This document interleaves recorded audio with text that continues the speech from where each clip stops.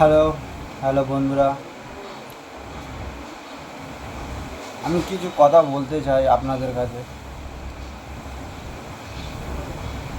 আমাদের এই সরকারকে নিয়ে, আমাদের এই রাজ্যমন্ত্রী মমতা ব্যানার্জিকে নিয়ে। আমরা চেয়েছিলাম যে আমাদের দেশটা উন্নতি হোক। উন্নতি তো হচ্ছে, কিন্তু চোর, ধর্ষণকারী, দাদাগিরি, গরিবদের টাকা মেরে খাওয়া, গরিবদের ওপরে অত্যাচার করা, গরিবদের ওপরে নানান রকম অত্যাচার করা, এটা যে সরকারের নীতি হয়ে গেল। তাই বলি আমার কলকাতার ভাই ও বোনেরা, আমি আজকে এই ভিডিওটা করতাম না। যাই হোক, আমি একটা তোমাদের মতন বয়সের ছেলে, আমার বয়স 30। আমি চাই এবং আমাদের মতন যত বয়সে, আমাদের বয়সে যত ছেলে আছে, তাদেরকে সবাইকে বলছি, সব বন্ধুদেরকে বলছি, সব দেশবাসী ভাইদেরও বলছি, আমাদের কলকাতার যত ভাই বোনেরা আছে, আজকে যে একটা ডাক্তার, একটা রেপ হয়ে গেছে, কত বড় কথা। 14-15 জন মিলে রেপ, আবার সব এই টিএমসি নেতারই ছেলেরা। তাদেরকে পুলিশ প্রশাসন সবাই সাথ দিচ্ছে। এবং ওই যে আরজি কলেজে যে মেডিকেল কলেজে যে প্রফেসর ছিল, সে পঞ্চায়েতের মড ছিল, মানে কাজটা সব কিছু শুনেই করেছে। তাহলে মানুষ ডাক্তারের প্রতি ভরসা উঠে যাবে। সব থেকে বড়ো কথা, এই সরকার হচ্ছে কেন সব কিছু মূল। এই সরকারের জন্য এত কিছু আমাদের জীবনে, আমরা ছোটোবেলায় যে বড় হয়েছি, এরকম সরকার আমাদের চোখে এখনও আমরা দেখিনি। এই দুর্নীতি সরকার। তাই বন্ধুরা, সবাইকে বলি, আমাদের মাথায় বুদ্ধি আছে, উপরবেলা যথেষ্টুকু আমাদের দিমাগ দিয়েছে, আমাদের জ্ঞান দিয়েছে।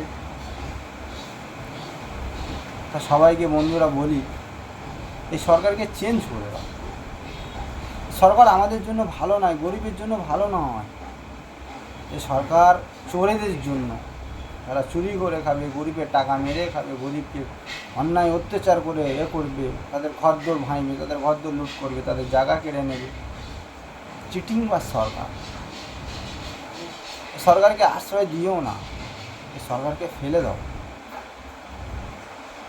আমরা নিজেরাই, আমাদের তো উপরবেলা অনেক দিমাগ দিয়েছে, আমরা নিজেরাই ভেবে একটা সরকারকে দাঁড় করাই না। রাজস্থানে দেখো, প্রতি 5 বছরে সরকার চেঞ্জ হচ্ছে। কেন?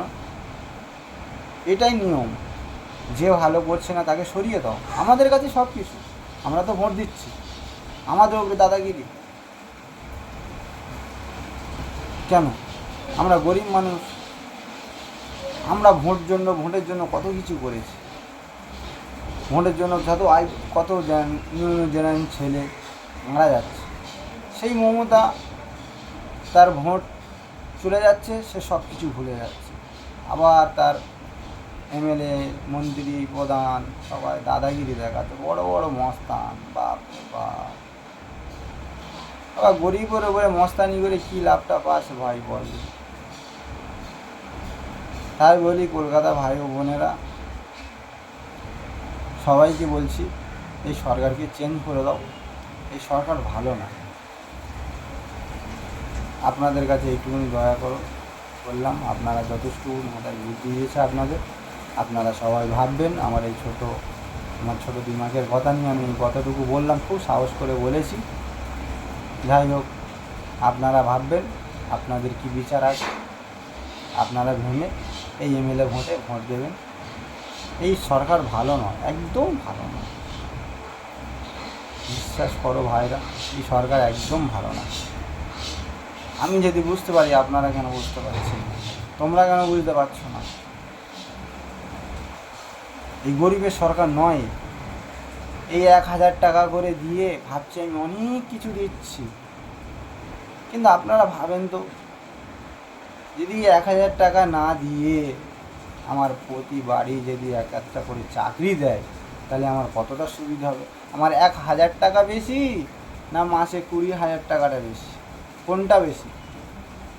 1,000 টাকা মেয়েদের লক্ষ্মী ভাণ্ডারে দিচ্ছে,